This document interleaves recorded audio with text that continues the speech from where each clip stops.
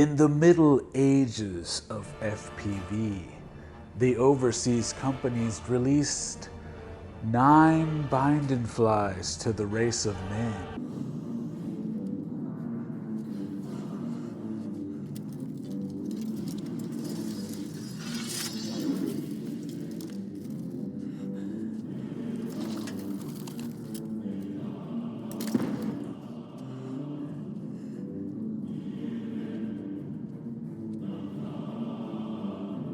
These binding flies would capture the imaginations of young FPV pilots, the Eachine Wizard, the Diatone GT2, the Furry Bee, and the Dark Max.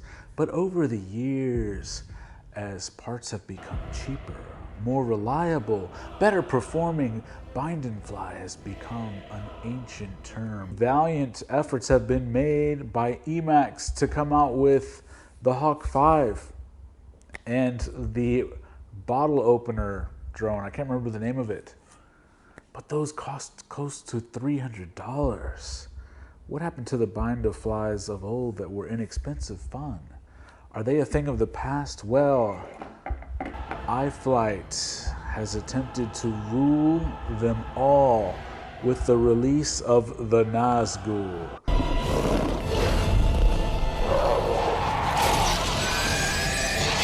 That's right. And unlike some of the other FPV reviewers, I'm actually nerdy enough to get IFlight's clever reference to the Nazgul as a part of the Lord of the Rings series. Notice how none of the other reviewers made this connection or commented on it. Bunch of fake ass nerds if you ask me.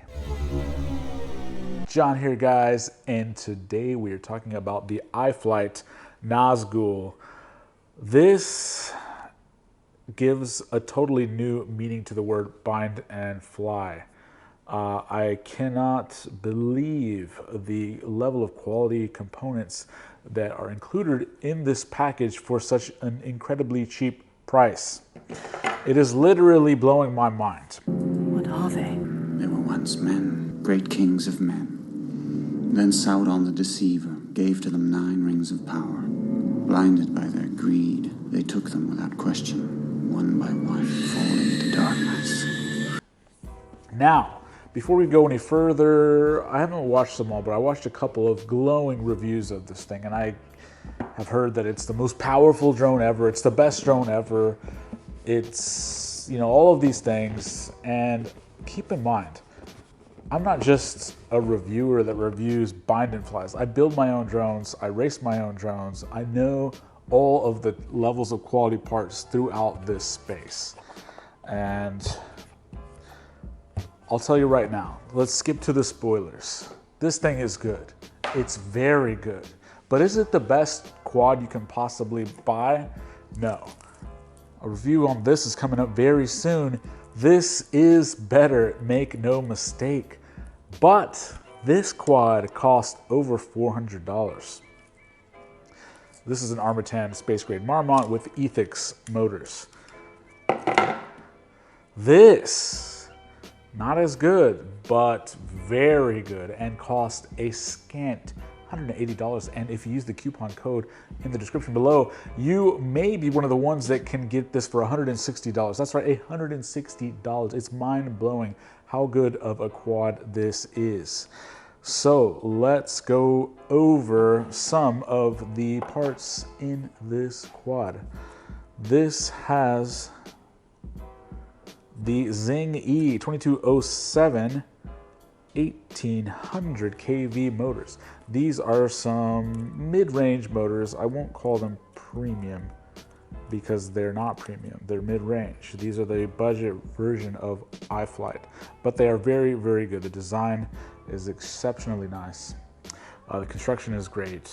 They may have given you a slightly less expensive bell and a shaft, but steel shafts are plenty fine. They don't all need to be titanium.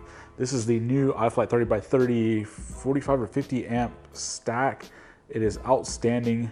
I really enjoy this stack because it actually has a harness and not pins like the 20x20 version, and it also has a very thin profile VTX on top that has multiple power ranges. This thing is really powerful. In the description online, it says 25 and 600 milliwatts, but it's gotta have more, right?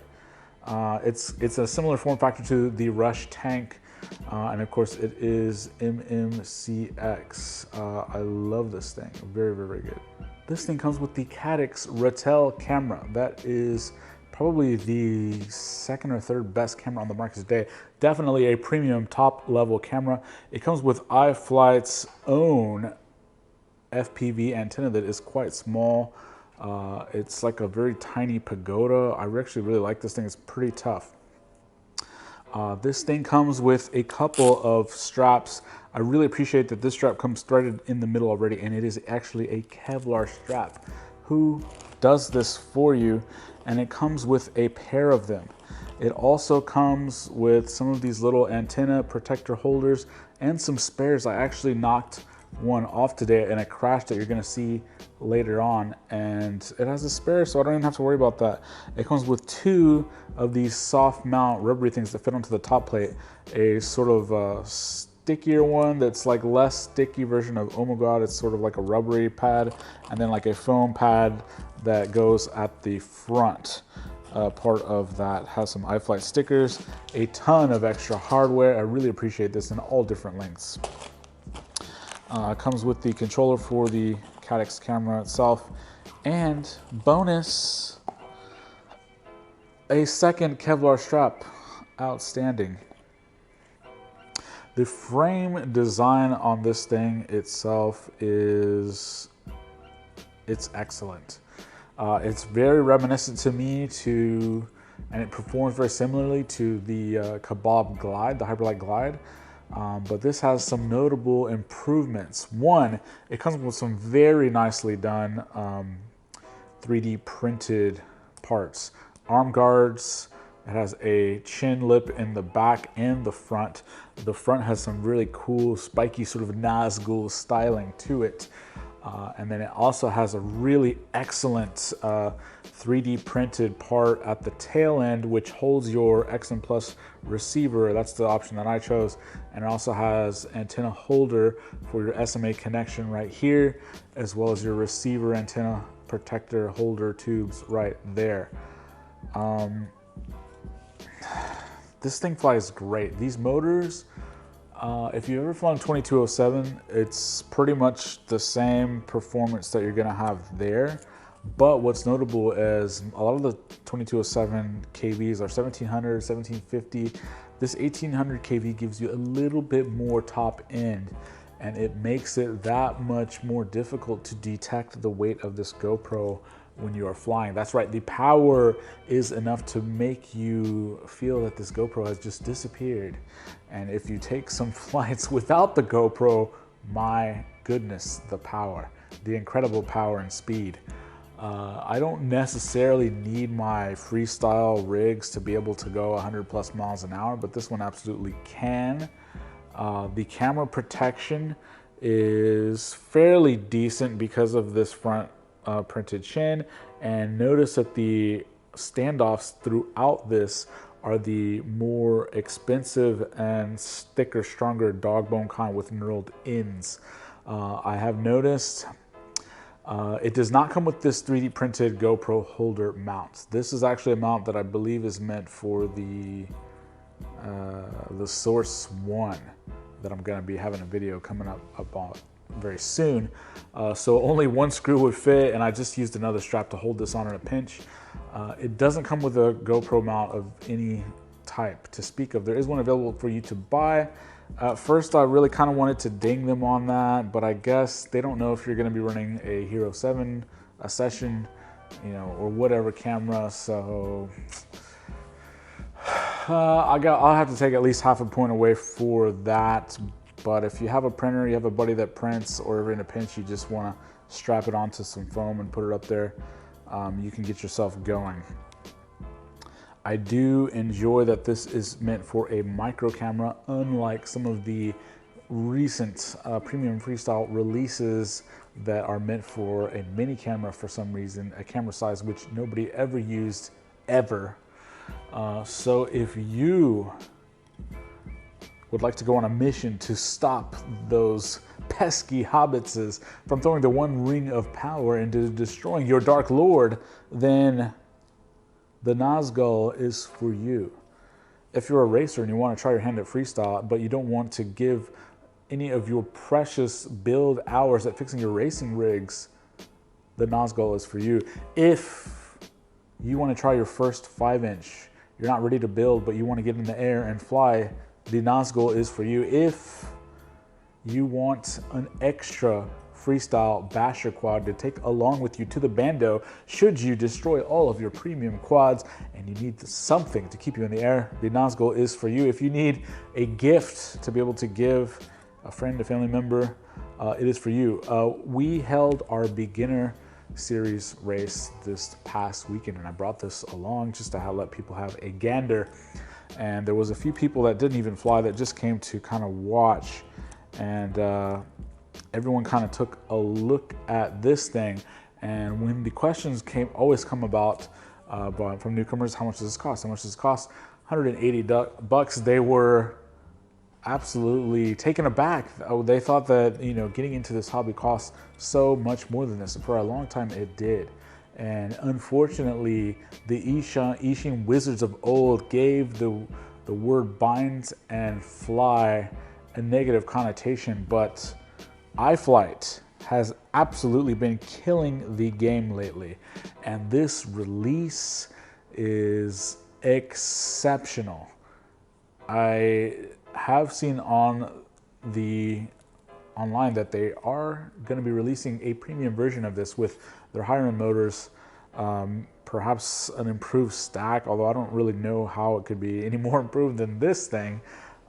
And I will look forward to that eagerly, but here's the thing. If you're gonna buy a bind and fly, get one that performs great, that is sturdy, and costs a little bit amount of money. If you're going to build your own, go all the way. If you're gonna spend the money, do a premium build and get the best possible performance ever. Now, what's the difference? This has more power. This has more durability. This has a lifetime warranty. This cost almost 2.5 times more. This is excellent. It is inexpensive. It comes with 2 sets of these Nazgul props, which, by the way, are outstanding. Do not come between the Nazgul and his prey. They are 5140, so they're very lightweight, but they have an excellent amount of grip and thrust and smoothness. Even after I took this tumble, I kept flying on that one set of props because that's what typically freestylers do. They don't change out props every little crash, like sometimes some of us racers do. So I wanted to approximate the absolute way that a freestyler would take this out of the box and fly it. So I pushed myself a little bit on my freestyle flights. I ended up trying to do a gnarly power loop over a very tall tree and got stuck about 30 feet up in the air. And as you can see, I was stuck up there for a good while. I realized that I didn't have anything with me to be able to throw at it. I didn't have any rope with me. I used to have some, I don't know what I did with it. And I was getting a little nervous. Darkness was gonna be coming in about 45 minutes and I was gonna be stuck like those hobbits out there, and the only ranger I had with me was my little Tyrannus. So I just put it into turtle mode and tried to move every which angle. I finally found one motor that was not completely impeded by a branch, and I was able to get it to come down.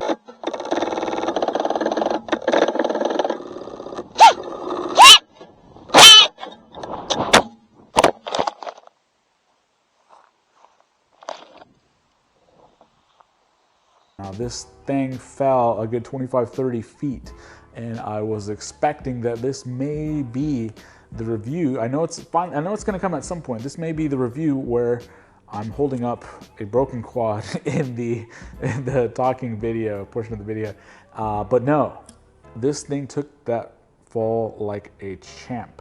Not a single arm broken, no bottom or top plates. I took a few nicks here and there in the air, and these printed parts performed their job incredibly well. I love the design of this. I wish more people that do printed arm guards will do them like this, where they don't have to go up on top of the motor. They all are completely on the bottom, and they don't cover the front part of the arm. Looks absolutely great, and it functions perfectly.